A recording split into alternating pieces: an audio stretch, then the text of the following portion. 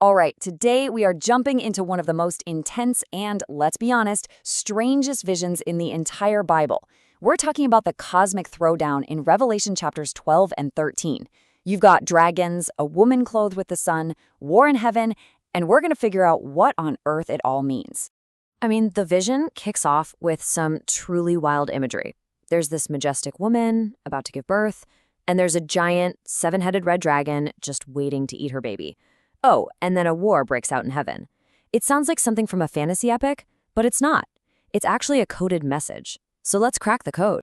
Okay, so first things first, we gotta understand what we're even reading. This is what's called apocalyptic literature. Now, when we hear that word, apocalypse, we usually think end of the world, right? But that's not what it means. It literally means an unveiling or a lifting of the veil. The author, John, is basically pulling back the curtain on reality to show his readers what's really going on behind the scenes. And what was behind that curtain?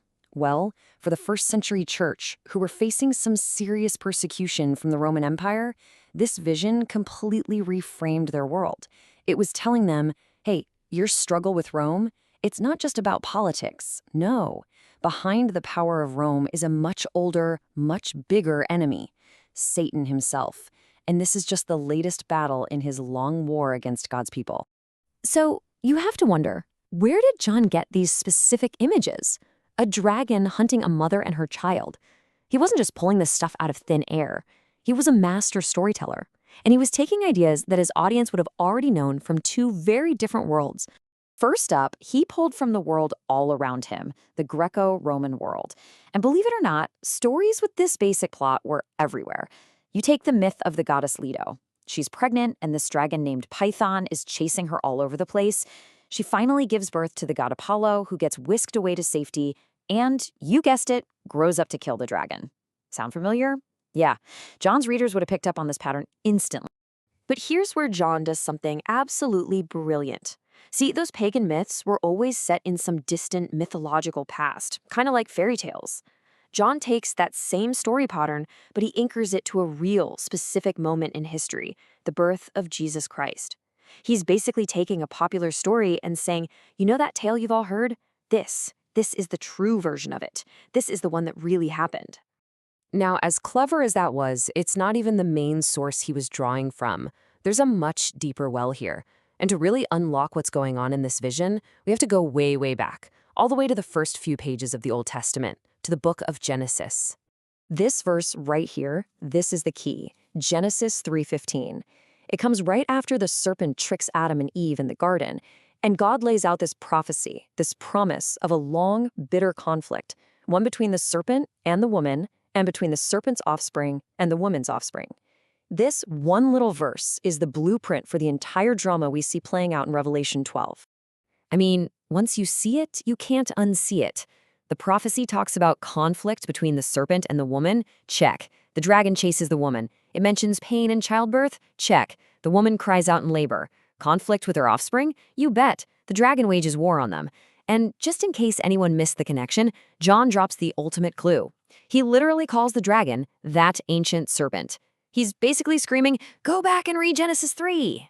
Okay, but that brings up a really good question. The Genesis prophecy mentions two sides, the woman's offspring, sure, but also the serpent's offspring. So far in Revelation, we've seen the woman's children. That's Jesus and then the church. So where's the serpent's crew? Well, the answer is waiting for us in the very next chapter. And boom, there they are in Revelation 13. The serpent's offspring show up, and they are absolutely terrifying. They take the form of two powerful beasts who get their marching orders directly from the dragon, and the three of them, the dragon and his two beasts, they form this kind of dark, twisted parody of the Godhead, an unholy trinity. And the parallel is just chilling when you lay it out. The dragon, Satan, he plays the part of God the Father, the one giving out authority. The first beast, the one from the sea, is a sick imitation of Jesus Christ. Just like Christ was the lamb who was slain and then lived, this beast has a fatal wound that's been miraculously healed. And the second beast? It's a counterfeit Holy Spirit doing fake miracles and pointing everyone to worship the first beast. It's a complete corruption of the real thing. So who are these guys in the real world? Well, for the people reading this in the first century, the beast from the sea would have been a no-brainer.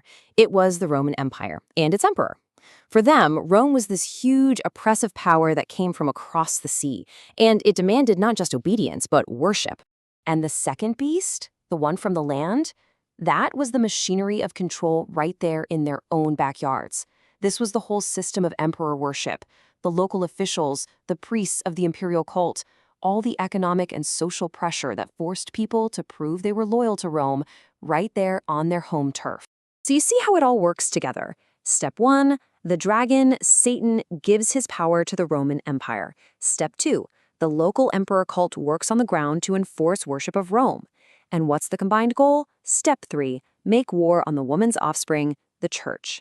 It's the fulfillment of that ancient prophecy from Genesis. Now, just try to imagine what hearing this would have felt like if you were a first-century Christian. This vision gave them a totally new perspective. Their suffering wasn't just some random, meaningless tragedy. It wasn't a sign that God had forgotten them. No, it was the latest, brutal chapter in a cosmic war that started all the way back in the Garden of Eden. They weren't just fighting Rome. They were on the front lines of a spiritual battle. But here is the most powerful part of the entire message. The vision doesn't just explain the fight. It announces the winner. That head-crushing blow to the serpent that was promised back in Genesis, John's message is that it already happened. The fatal wound was dealt by Jesus Christ when he died and rose again. And that is why the dragon is so furious in the vision. He's been defeated, he's been thrown down, he's been mortally wounded, and he knows he's on the clock. He has only a short time left. So the intense persecution the church was feeling, that wasn't a sign of the dragon's strength. It was a sign of his desperation. It was the last angry thrashing of an enemy that had already lost. And that's the ultimate takeaway. Yes, they were facing the most powerful empire on the planet, but this vision lifted the veil and showed them that the real power behind that empire was a defeated dragon throwing a cosmic temper tantrum. So they could find courage. They could stand firm. Because they weren't fighting for victory. They were standing on the solid ground of a victory that had already been won. And that leaves us with one last question to chew on. This ancient vision was all about revealing the story behind the story, to give people context and hope in a dark time. And it makes you wonder, what are the deeper stories playing out in our own conflicts today? And how might our perspective change if we really understood them?